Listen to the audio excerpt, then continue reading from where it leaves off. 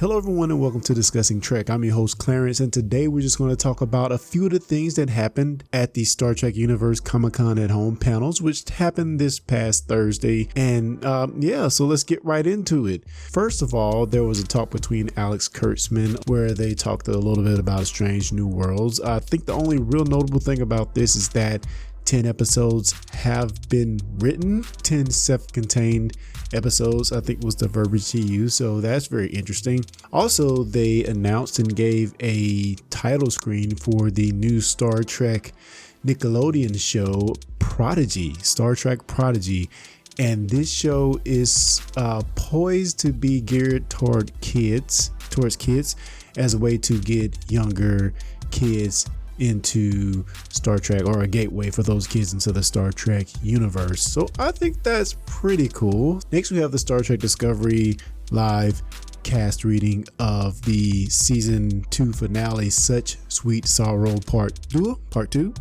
That was very interesting. Had a lot more production value than I really expected to be coming out of the live table read, as witnessed from other table reads I've seen and tuned into over the current COVID epidemic, where a lot of these stars have been jumping on into these table reads. This was the most highly produced that I've seen out of all of them from various shows and different casts. So good up on that. And I thought it was really interesting how they had a lot of cinematics from the show interwoven into the video. Also, we had the Star Trek Discovery panel, which was interesting. I don't know if we got a lot of huge tidbits out of it. They talked briefly about the Star Trek universe, how it relates to the current social justice climate, which I found somewhat interesting. And of course, a lot of those guys being what Star Trek is and the foundation that it came upon with Gene Roddenberry. Of course, a lot of these actors and the whole mantra, I guess, of the show follows in equality across the board, which is very interesting, and I very much enjoyed them talking about that.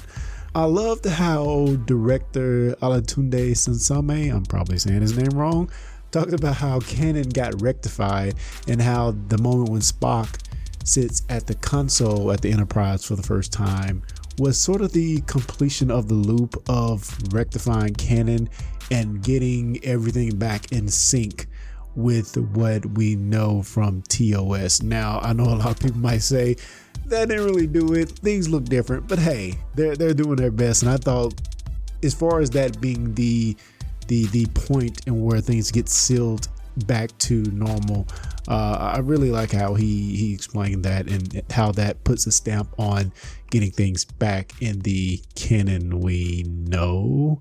Also, I loved how Doug Jones talks about Saru's journey and how Saru's journey and how it led to him to actually leaving his people not only once but twice. We see him leave in the short trek where he leaves his home planet of Kaminar, and we see once again, once he goes into the future, he leaves his sister Sariana, I think that's her name, as they go toward way in the future. He's never going to see her again. So yeah, I found it interesting how he talked about his journey and how his journey often leaves him leaving his people, leaving what he knows and loves. So cool stuff there to hear Doug Jones' take on that. I love hearing Michelle Yeoh's discussion about how Georgiou is a survivor and how that she's very adaptive, and she said, I think she kind of loses. We're going to see more of that in season 3. So I found that all very interesting. Definitely one of my favorite characters as we get to see Michelle Yeoh play this character from different universes very differently. And just the cunning of the mirror universe, I really like. And also we see Mary Wiseman talk about Tilly's continued path to be captain and how maybe we might explore, is that on hold? Is that still one of her goals? Will we see her continue to pursue that path? Who knows? Let's check it out in season 3.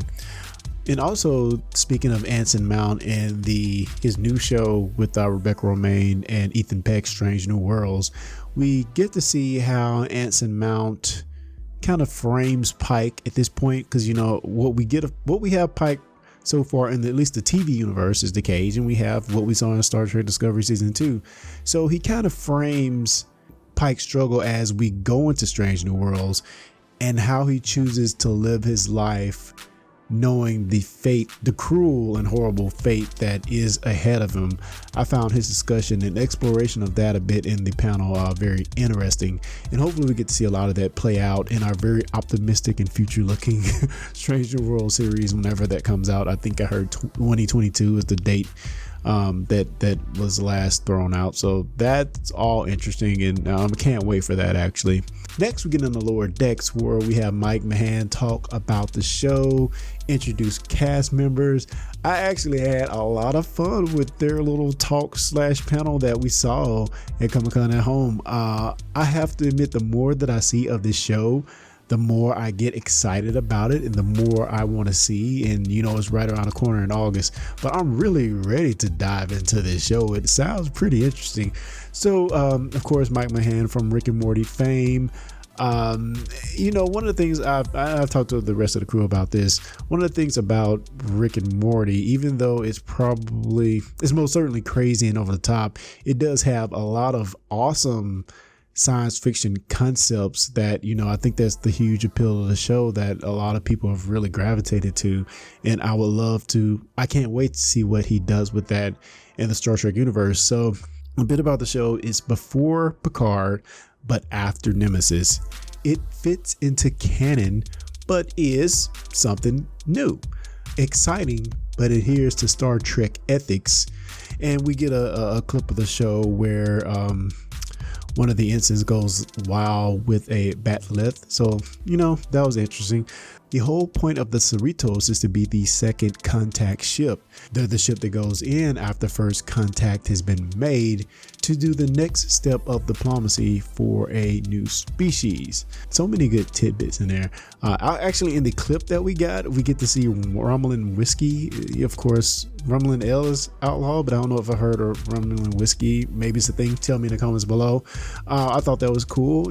Again, I said Bat'leth going wild. One of the things I didn't notice, but it's just like an interesting, cool thing that I find from this panel, is that Don Lewis, the from a different world, is Captain Carol Freeman. I had no idea that Don Lewis was actually the captain in this show. So I'm not sure what her race is in the show. I think she's black, but a black female captain. That's cool.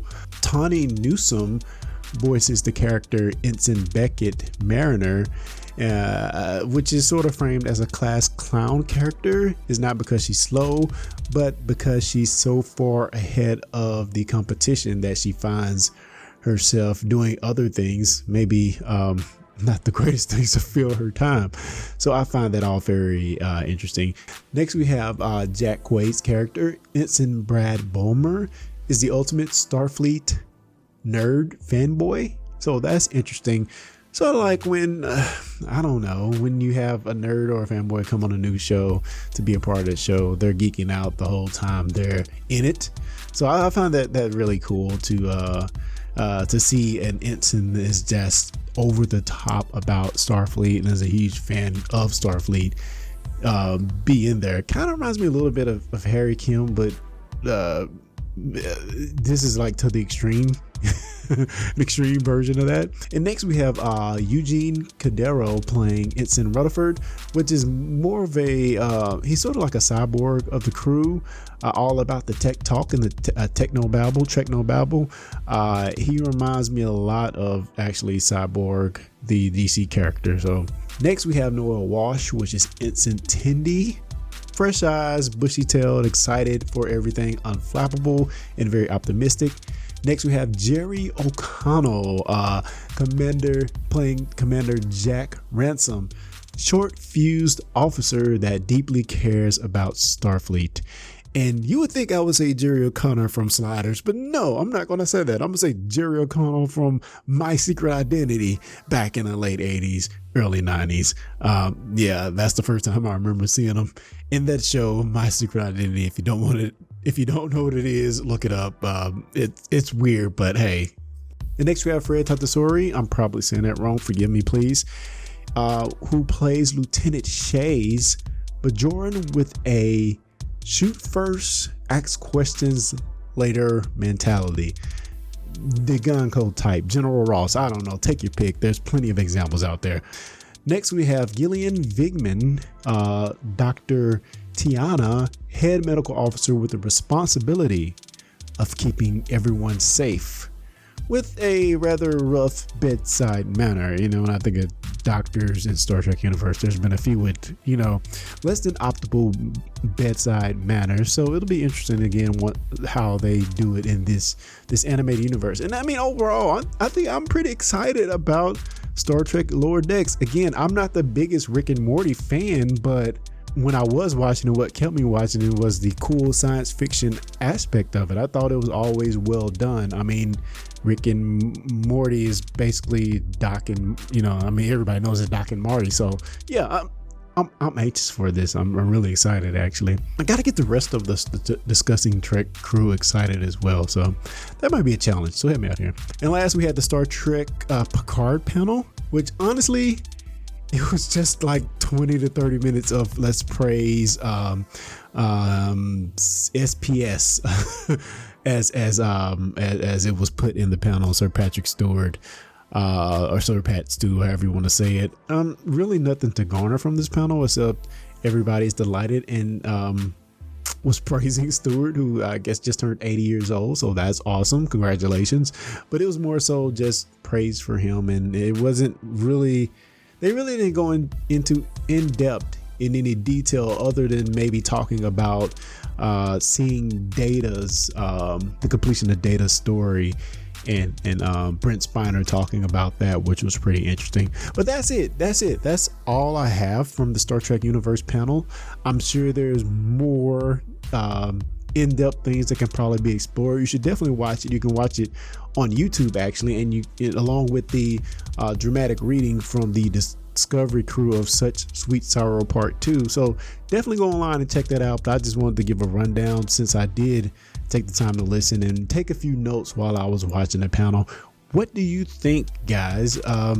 Please leave questions or comments below, or send fan mail into fans@discussingtrek.com. All right, guys, until next time, live long and prosper.